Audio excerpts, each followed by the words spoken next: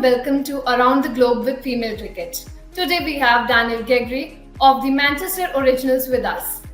Danielle started her journey in the 100 with 2 times champion Oval Invincibles for the first 2 editions, and then with the current champion Southern Brave in the 2023 edition. She has now been picked by the Manchester Originals as a wildcard entrant. For her new journey, let's congratulate Danielle and welcome to our show, Around the Globe with Female Cricket. So, there's one interesting question, like you have been part of the different champion sides in 3 seasons and you have been on the champion team in all the 3 seasons. Now that you're part of different franchise, are you going to, continue your winning streak? Like 3-time champion, are you the 100's lucky charm? Like how are you feeling about this chapter?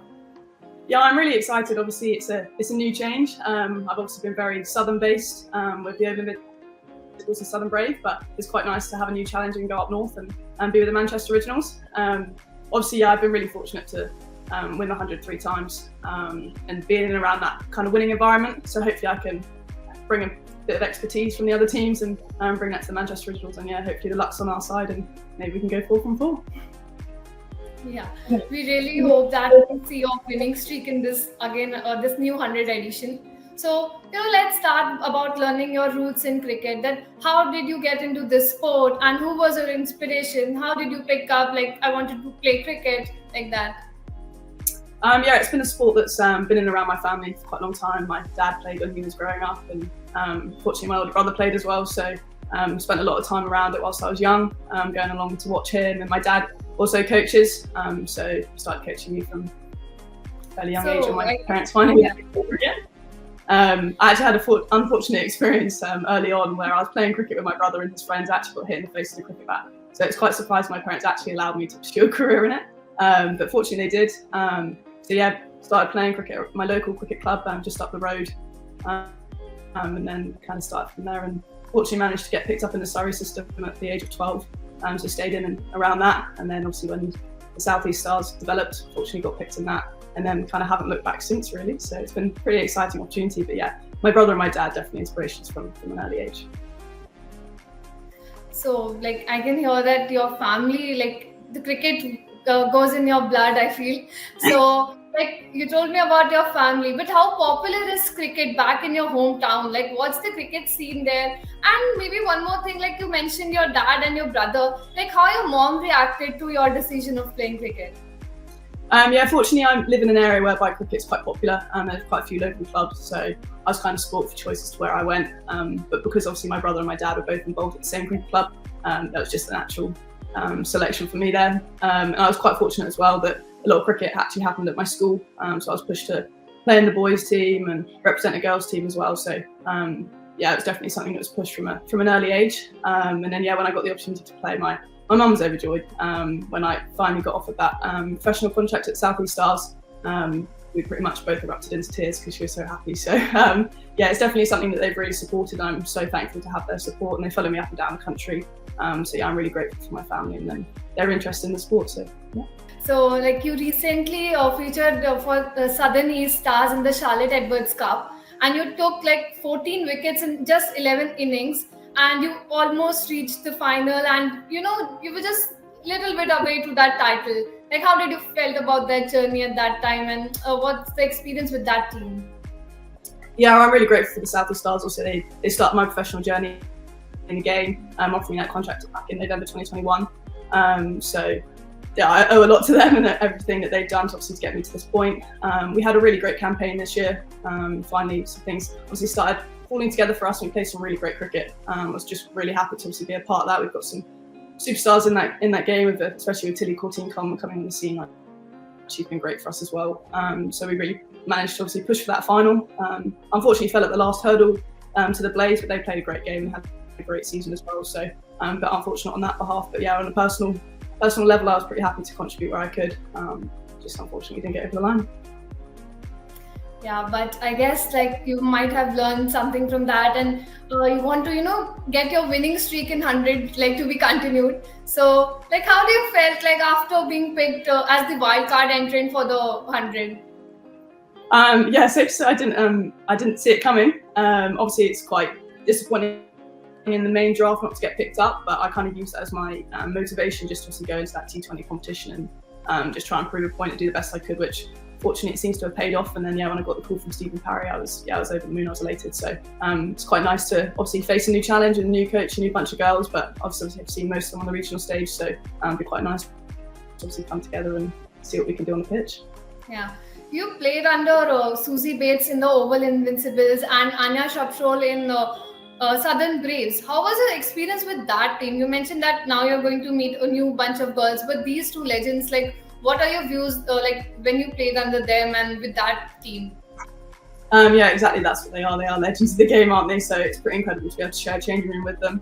And obviously the likes of Danae Van Neerkerk and Smriti Mandana as well, that I've managed to share the changing room with. But just listening to how they all talk about the game and the tactics they employ and just how they go about their business, it's pretty incredible to watch. And then, we come off as well because we won both tournaments. So it's pretty incredible, and just to learn from them and pick up the little skills and just little bits of advice every now and then it's pretty incredible. So it's exciting to learn from people like that.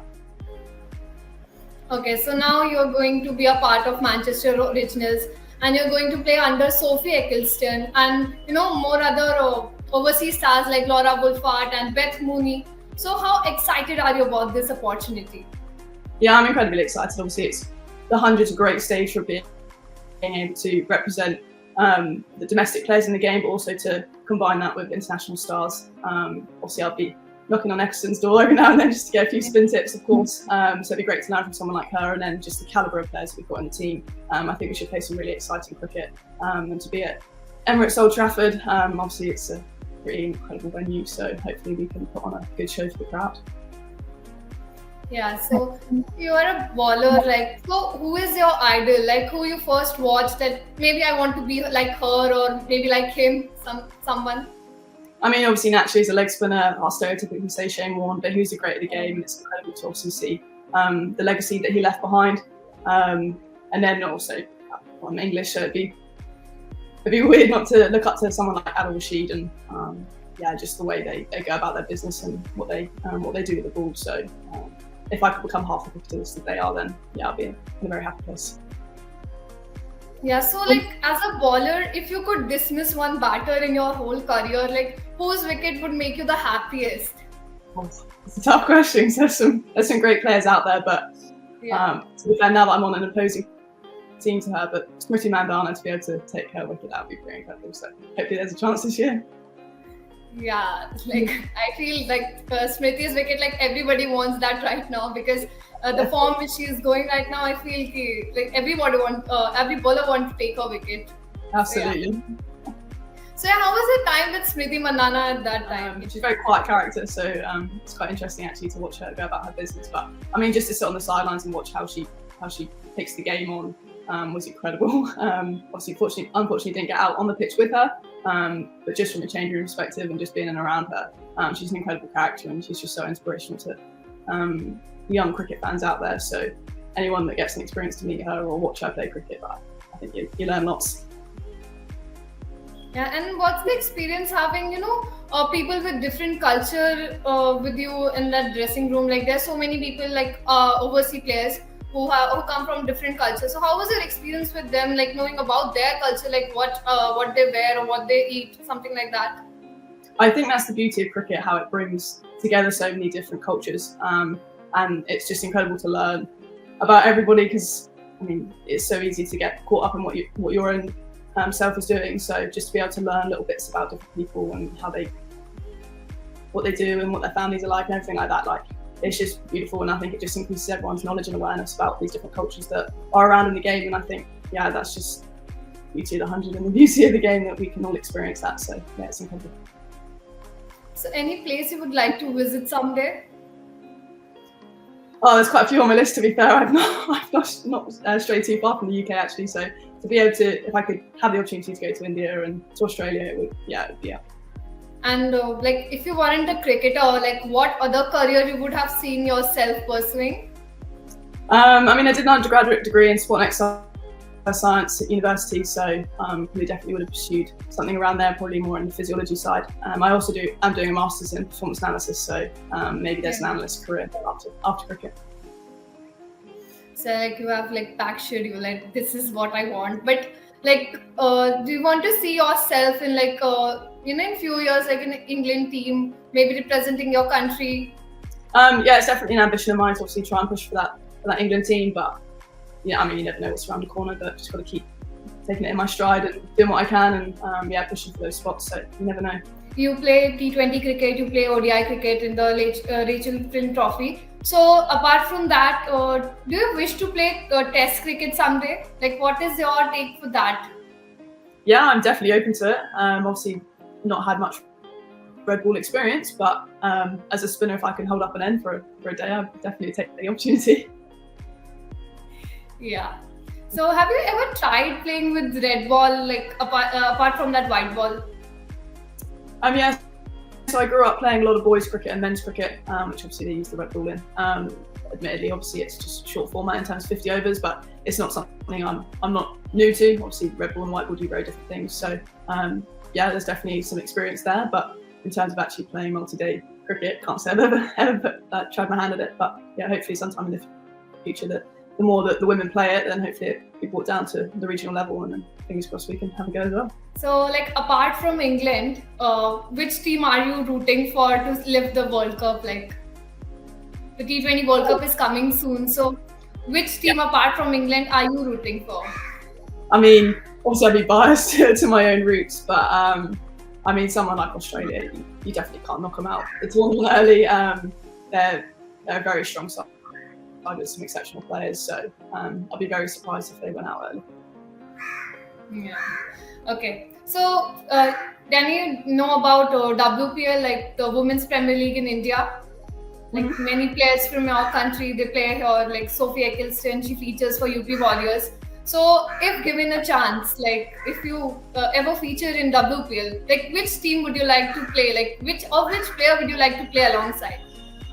Well, that is a tough question.